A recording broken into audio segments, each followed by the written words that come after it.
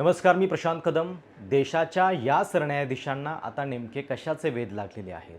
त्यांना सुद्धा निवृत्तीनंतर राज्यसभा हवी आहे की इतर कुठल्या सरकारी लाभाच्या पदावरती त्यांचा डोळा आहे? हा प्रश्न विचारण्याचं कारण म्हणजे देशाच्या सरन्यायाधीशांनी काल एका दिवसामध्ये केलेली 2 वक्तव्ये. भारतीय न्यायव्यवस्थेच्या दृष्टीनं कालचा दिवस जो आहे तो अजून एक तळ गाठणारा होता, कारण या न्यायव्यवस्थेचेच प्रमुख देशातल्या तरुणांना कॉकरोच आणि परजीवीसारखे शब्द वापरू लागलेले आहेत. सोबतच महाराष्ट्राच्या दृष्टीनं ज्या सत्ता संघर्षाच्या प्रकरणामध्ये आधीच इतका उशीर झालेला आहे आणि जस्टिस डिलेड इज जस्टिस डिनायड असं आपण म्हणतो, त्या गोष्टीची सुद्धा जाणीव या सरन्यायाधीश महोदयांना नाही आहे. कारण सुनावणीच्या दरम्यान जेव्हा ठाकरे गटाच्या वकिलांनी हे मॅटर लवकर मेन्शन करा असं म्हटलं, त्याच्यावरती सूर्यकांत सरन्यायाधीश महोदय भडकले आणि म्हणाले की तुम्ही माध्यमांच्यामध्ये जाऊन कोर्टाबद्दल अवमानजनक वक्तव्य करतात आणि हे आम्ही खपवून घेणार नाही. अशा पद्धतीची न्यायव्यवस्थेची बदनामी करू नका. एकीकडे असं वक्तव्य ते एका केसमध्ये करतात आणि त्याच्यानंतर त्याच दिवशी दुसऱ्या एका केसमध्ये देशातल्या तरुणांना कॉकरोच आणि परजीवी म्हणण्यापर्यंत त्यांची मजल गेलेली आहे. हे असे परजीवी, हे असे कॉकरोच पुढं जाऊन सामाजिक कार्यकर्ते बनतात, RTI ॲक्टिव्हिस्ट बनतात आणि माध्यमकर्मी बनतात असं म्हणत त्यांनी उलट या देशामध्ये ज्यांना प्रश्न विचारून लोकशाही जिवंत ठेवायची आहे त्यांच्यावरती हल्लाबोल केलेला आहे. म्हणजे सरन्यायाधीश म्हणून तुम्हाला या घटनेनं एक काम दिलेलं आहे की तुम्ही कायद्याची अंमलबजावणी नीट होतीये की नाही हे बघणं, एक प्रकारे असहमतीचा जो आवाज आहे त्याचं रक्षण करणं ही ज्या न्यायमूर्तींची जबाबदारी आहे, तेच अशा पद्धतीच्या असहमतीसाठी हा नवीन शब्द वापरत आहेत. आता असे शब्द देशामध्ये प्रश्न विचारणाऱ्यांना, लोकशाहीच्या प्रती सरकारला जबाबदार धरणाऱ्यांना खूप वापरून झालेले आहेत. म्हणजे तुम्हाला पंतप्रधान नरेंद्र मोदींनी आंदोलनजीवी हा शब्द जो आहे तो काढल्याचं आठवत असेल. प्रेस्टिट्यूड्स हा शब्दसुद्धा आपल्या देशाच्या माननीय पंतप्रधानांनी माध्यमांच्यासाठी वापरलेला होता आणि आता देशाचे सरन्यायाधीशसुद्धा मागे राहताना दिसत नाही आहेत.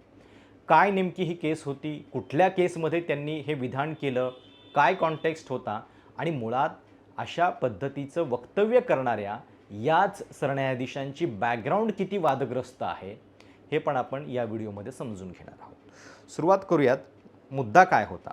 तर मुद्दा होता दिल्ली हायकोर्टामध्ये एक दुबे नावाचा तरुण वकील आहे, ज्याला त्याचं डेझिग्नेशन जे आहे ते सिनियर ॲडव्होकेट अशा पद्धतीनं हवं होतं.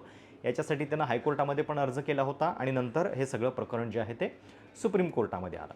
आता भले त्या युवकाचा हा हट्ट जो आहे तो चुकीचा असेल, पण त्याच्याबद्दल बोलताना आपले देशाचे सरन्यायाधीश सूर्यकांत आणि त्यांच्यासोबत होत्या न्यायमूर्ती जॉयमाला बागची, या दोघांच्या न्यायपीठामध्ये सरन्यायाधीश असं म्हणतात की समाज में कुछ परजीवी है जो व्यवस्था पर हमले करते हैं, उन्हें रोज़गार नहीं मिलता और पेशेवर ज़िंदगी में कोई जगह नहीं मिलती.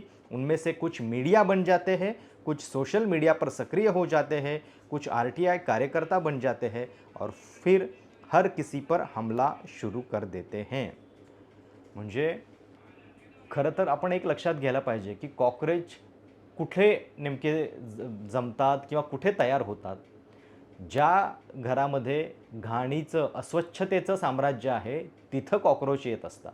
त्यामुळं एक प्रकारे जर तुम्ही या देशातल्या बेरोजगार युवकांना कॉकरोच म्हणताय, तर मुळात ही व्यवस्था इतकी करप्ट झालेली आहे, ही व्यवस्था इतकी पोखरली गेलेली आहे, हे आधी तुम्ही मान्य करा की ज्याच्यामुळं तुम्ही जी उपमा लावताय ती लावण्याची वेळ तुमच्यावरती आलेली आहे. आणि मुळात या सगळ्या प्रकरणामध्ये जे सरन्यायाधीश हे स्वतः बोलत आहेत त्यांची बॅकग्राऊंड काय आहे? तर हे सरन्यायाधीश सूर्यकांत हे मूळचे हरियाणाचे आहेत आणि त्यांच्यावरती किती गंभीर आरोप झालेले होते बघा. 2012मध्ये एका रिअल इस्टेट एजंटनं त्यांना एका प्रॉपर्टीची किंमत जी आहे ती जाणून बुजून कमी लावून स्वतः फायदा मिळवल्याचा आरोप केलेला होता. एक रिअल इस्टेट एजंट यांच्यावरती आरोप करत होता. 2017मध्ये पंजाबमध्ये एका कैद्यानं थेट आरोप केलेला होता की जवळपास 8 केसेसमध्ये या सूर्यकांत यांनी बेल देण्यासाठी, जामीन देण्यासाठी लाच घेतलेली होती आणि याच महोदयांना नंतर सुप्रीम कोर्टामध्ये बढती मिळते आणि मग ते देशाचे सरन्यायाधीशसुद्धा बनलेले आहेत. त्यांचा कार्यकाळ फेब्रुवारी 2027 पर्यंत आहे आणि अशा पद्धतीनं पॉलिटिकल वक्तव्य करून म्हणजे या संपूर्ण प्रकरणामध्ये समजा त्या लॉयर तरुणाचं काही चुकलं असेल तर त्याला ते सांगू शकले असते. पण एक प्रकारे RTI ॲक्टिव्हिस्ट, माध्यमं आणि सामाजिक कार्यकर्ते यांना झुरळ ठरवून एक प्रकारे या व्यवस्थेला कुणी प्रश्नच विचारायचे नाहीत अशा पद्धतीची भूमिका स्वतः न्यायव्यवस्थेचे प्रमुख घेताना दिसत आहेत. ही बाब जी आहे ती फार गंभीर आहे आणि लक्षात ठेवा, अशा सरन्यायाधीशांना देश कधीही लक्षात ठेवणार नाही. आज ते केवळ त्या पदावरती आहेत म्हणून ते या पदाची ताकद दाखवू पाहत आहेत. पण जनतेच्या मनामध्ये अनेक वर्षांनी लक्षात राहतात असे जज की ज्या जजनी खरोखर तशा पद्धतीचं काम केलेलं आहे. म्हणजे आपल्या भारतामध्ये जर तुम्ही बघितलं तर काही न्यायमूर्तींचं काम आपल्याला अनेक दशकानंतर आठवत राहतं, ज्याच्यामध्ये HR खन्ना, म्हणजे मी तुम्हाला 4-5 नावं मुद्दाम सांगतो कारण आपल्याला काय न्यायव्यवस्था सगळी बर्बाद झाली असं आपण म्हणत नाही आहे. पण याच न्यायव्यवस्थेमध्ये सुद्धा काही आदर्श इतक्या वर्षामध्ये होऊन गेलेले आहेत. त्यांच्या पावलावरती पाऊल ठेवण्याऐवजी हे सूर्यकांत महोदय हे राजकीय आपल्या बॉसेसना खुश करण्यासाठी अशा पद्धतीची वक्तव्य करतायत का, हा प्रश्न आहे.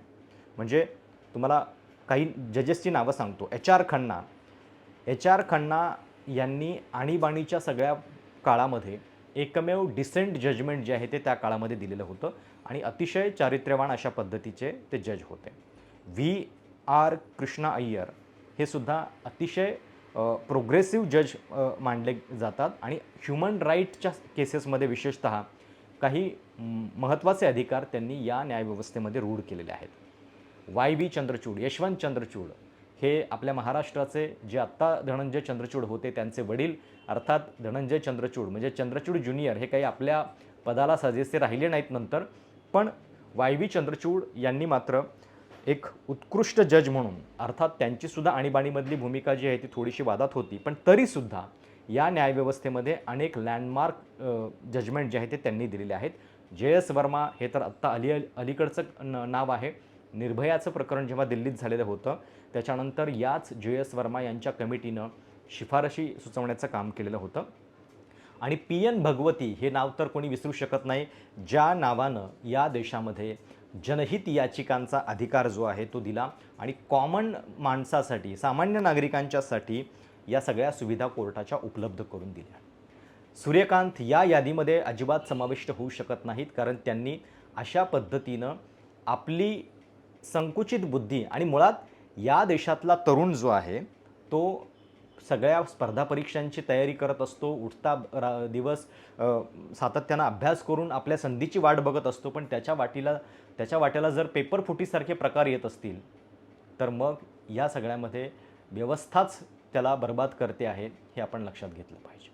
आता जाता जाता कालचा किस्सा बघा. काल आपल्या सत्ता संघर्षाच्या केसमध्ये काय झालेलं आहे. बऱ्याच दिवसांनी सत्ता संघर्षाची केस सुनावणीसाठी येईल असं वाटलेलं होतं.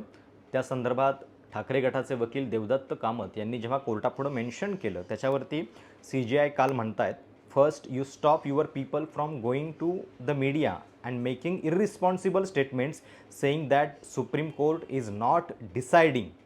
आणि पुढं ते असं म्हणतायत, you don't want to argue, you want to make statements. When the matter is taken up you say fix the date. When we fix date you say why this particular politician is making such statements. म्हणजे उलटा चोर कोतवाल को डाटे अशा पद्धतीचा हा सगळा प्रकार चालला आहे.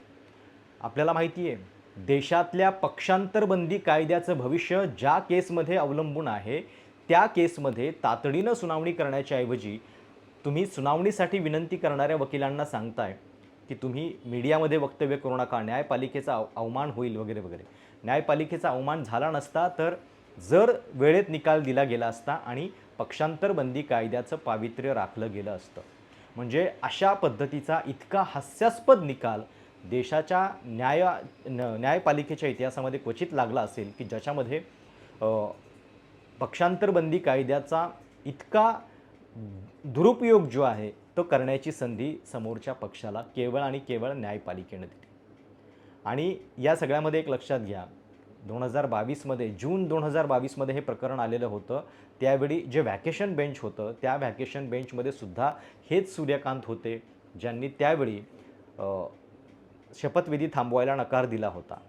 तुम्ही त्यावेळी किमान हे सांगू शकला असतात की या सगळ्यामध्ये पक्षांतरबंदी कायदा जो आहे त्याचं उल्लंघन होतंय की नाही हे आम्हाला तपासावं लागेल. पण 4 वर्ष झाल्यानंतर, सत्ता पालट झाल्यानंतर सुद्धा अजून निकाल येत नाही आहे आणि त्या निकालाबद्दल काही बोलल्यानंतर मात्र न्यायमूर्ती महोदयांना राग येतोय आणि त्याच्यामुळं ते मीडियामध्ये जाऊन वक्तव्य करू नका असं सांगतायत. आता पुढची सुनावणी तारीख दिलेली आहे 30 जुलै. याच सुप्रीम कोर्टानं मागच्या वर्षी म्हटलेलं होतं की आम्हाला हे सगळं प्रकरण पुढच्या महिनाभरामध्ये संपवायचं आहे. केवळ आणि केवळ अशा पद्धतीच्या कमेंट्स त्यांच्याकडून झालेल्या आहेत. प्रत्यक्ष कारवाई आणि कृती मात्र होताना दिसत नाही आहे. आणि एक प्रकारे न्यायपालिकेनंच या संपूर्ण प्रकरणामध्ये या सगळ्या बंडखोरीला एक संरक्षण दिलं आणि त्याची फळं आपण बघतोय. पंजाबमध्ये राज्यसभेचे जे आपचे खासदार होते ते कशामुळं फुटले? कारण त्यांना माहिती आहे महाराष्ट्रातल्या सत्ता संघर्ष प्रकरणामध्ये निकाल आला नाही, आपल्याही केसमध्ये तो येणार नाही आणि त्यामुळं या देशामध्ये लोकशाहीचा वारंवार खून करण्याची संधी भाजपसारख्या डेमोक्रेसीच्या सिरियल किलरला मिळत चाललेली आहे. त्यामुळं सरन्यायाधीशांना पुन्हा एकच सांगणं आहे की ही व्यवस्था सुधारायची असेल तर विरोधाचा आवाज हा उठवावाच लागतो आणि उलट तो जपणं हे तुमचं काम आहे. ते काम करा, नाहीतर तुम्ही ज्या क्षणी रिटायर व्हाल त्याच्यानंतर हा देश तुम्हाला विसरून जाईल. तुमचं काम जे आहे ते लोक लक्षात ठेवणार नाहीत. तुम्हाला या न्यायमूर्तींच्याबद्दल काय वाटतं? तुमच्या कमेंट्स नक्की कळवा. चॅनल सबस्क्राईब करायला विसरू नका. धन्यवाद.